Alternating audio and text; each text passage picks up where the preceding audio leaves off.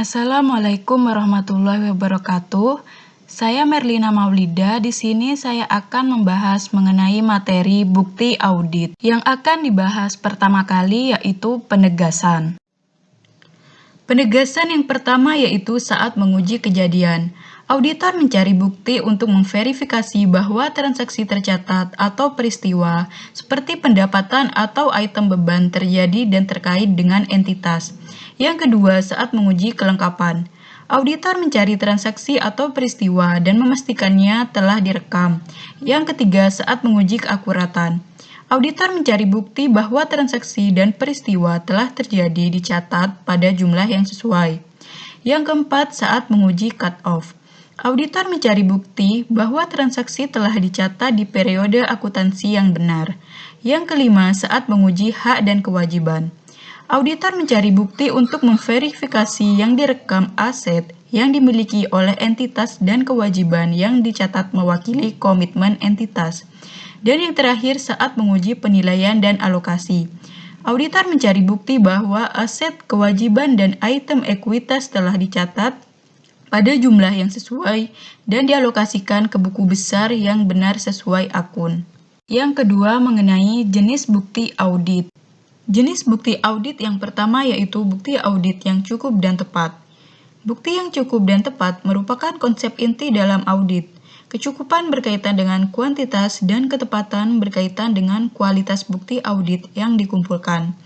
Yang kedua, konfirmasi eksternal.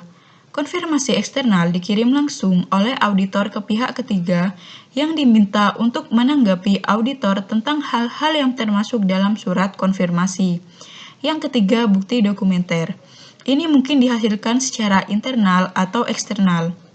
Secara internal, dokumen yang dihasilkan diproduksi oleh klien, sedangkan dokumen yang dibuat secara eksternal dihasilkan oleh pihak ketiga para pihak. Yang keempat, representasi. Ketika auditor memiliki alasan untuk percaya bahwa ada masalah hukum dapat mempengaruhi laporan keuangan seperti klien yang dituntut oleh pihak ketiga atau ketika sebuah firma hukum dilibatkan oleh klien untuk pertama kalinya dan surat perwakilan diminta dari firma hukum yang ditangani klien mereka. Yang kelima, bukti verbal. Bukti verbal digunakan saat memperoleh pemahaman tentang klien dan sistem pengendalian internalnya.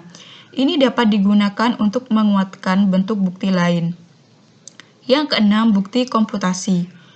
Bukti komputasi dikumpulkan ketika auditor memeriksa keakuratan matematis dari angka-angka tersebut yang muncul dalam laporan keuangan. Ini melibatkan perhitungan ulang yang lebih kompleks seperti penjabaran mata uang asing, pajak tunjangan, bunga pinjaman yang belum dibayar, dan pemodelan nilai wajar. Yang ketujuh, bukti fisik. Auditor mengumpulkan bukti fisik melalui pemeriksaan aset berwujud klien seperti inventaris dan aset tetapnya. Auditor menjamin jumlah aset yang dicatat untuk mendapatkan bukti bahwa aset tersebut ada. Dan yang terakhir, bukti elektronik. Bukti elektronik mencakup data yang disimpan di komputer klien. File dikirim melalui email ke auditor. Transaksi biasanya dimulai dan disimpan secara elektronik. Yang ketiga yaitu persuasif bukti audit. 1. Bukti yang dihasilkan secara internal. Bukti internal yang dipegang oleh klien mencakup catatan cek yang dikirim, salinan faktur dan pernyataan yang dikirim ke pelanggan, pesanan pembelian, dokumentasi perusahaan mengenai kebijakan dan prosedur, kontrak, risalah rapat, jurnal, buku besar, saldo percobaan, spreadsheet, lembar kerja, rekonsiliasi, dan perhitungan. Bukti ini dapat disimpan secara elektronik atau soft copy atau dalam bentuk kertas atau hard copy. 2. Bukti yang dibuat secara eksternal yang dipegang oleh klien. Bukti yang dihasilkan secara eksternal yang dipegang oleh klien termasuk faktur dan pernyataan pemasok, pelanggan pesanan, laporan bank, kontrak, perjanjian sewa, dan penilaian pajak. Sumber bukti tersebut cukup persuasif karena diproduksi oleh pihak ketiga. 3. Bukti yang dibuat secara eksternal dikirim langsung ke auditor. Bukti yang dihasilkan secara eksternal yang dikirim langsung ke auditor termasuk konfirmasi bank, konfirmasi debitur, korespondensi dengan pengacara klien, termasuk konfirmasi dan representasi dan penilaian ahli. Sumber bukti ini dianggap yang paling andal dan berkualitas, karena bukti ini dibuat oleh pihak ketiga dan dikirim langsung ke auditor. Klien tidak memiliki kesempatan untuk mengubahnya. Yang keempat, menggunakan pekerjaan seorang ahli. Yang pertama, menilai kebutuhan untuk menggunakan seorang ahli. Saat mengumpulkan bukti, auditor dapat memutuskan bahwa mereka tidak memiliki keahlian yang diperlukan untuk menguji dan mengevaluasi keakuratan informasi yang dilaporkan. Mereka mungkin memutuskan bahwa mereka membutuhkan bantuan dalam bentuk pendapat ahli atau laporan untuk menguatkan bukti lain yang diperoleh. Yang kedua, menentukan ruang lingkup pekerjaan yang akan dilakukan. Setelah ditentukan bahwa pendapat ahli diperlukan, ruang lingkup pekerjaan yang akan dilakukan ditentukan oleh auditor dan dikomunikasikan kepada seorang ahli. Ini melibatkan pengaturan sifat, waktu, dan tingkat pekerjaan yang harus diselesaikan oleh seorang ahli. Yang ketiga, menilai kapabilitas seorang ahli. Sebelum menghubungi seorang ahli, auditor menilai kapasitas mereka untuk menyelesaikan pekerjaan yang diperlukan. Ini melibatkan evaluasi kualifikasi ahli sebagai anggota dari profesional yang relevan. Yang keempat, menilai objektivitas seorang ahli. Objektivitas mengacu pada kemampuan untuk membentuk pendapat atau sampai pada kesimpulan tanpa pengaruh preferensi pribadi.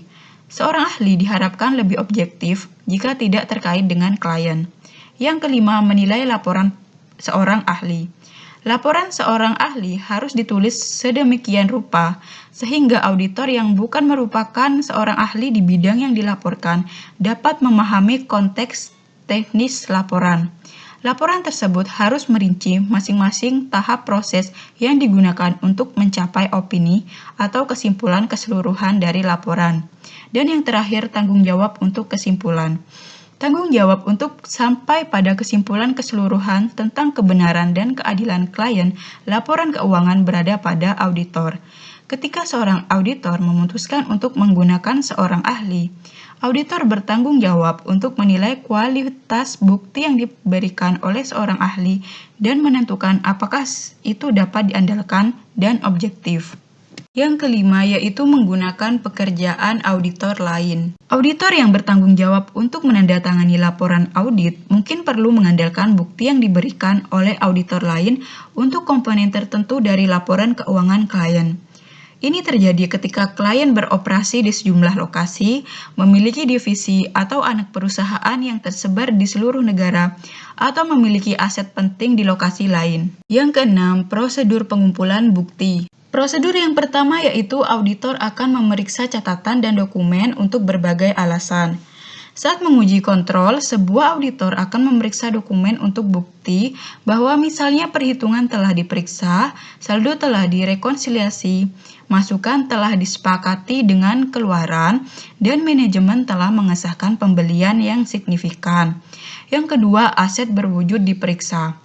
Aset berwujud diperiksa untuk memberikan bukti bahwa aset tersebut ada dan tampaknya ada dalam keadaan baik atau rusak atau melewati tanggal penggunaannya. Yang ketiga, staf klien diamati. Staf klien diamati melakukan berbagai prosedur ketika tidak ada cara lain untuk menetapkannya bahwa suatu proses sedang digunakan oleh klien mereka. Yang keempat, permintaan keterangan. Permintaan keterangan digunakan saat memperoleh pemahaman tentang klien dan untuk menguatkan bukti lain yang dikumpulkan selama audit. Prosedur yang kelima yaitu konfirmasi. Konfirmasi adalah pertanyaan tertulis yang dibuat oleh auditor pihak ketiga. Yang keenam, perhitungan ulang. Perhitungan ulang digunakan untuk memeriksa keakuratan matematis dari file dan catatan klien.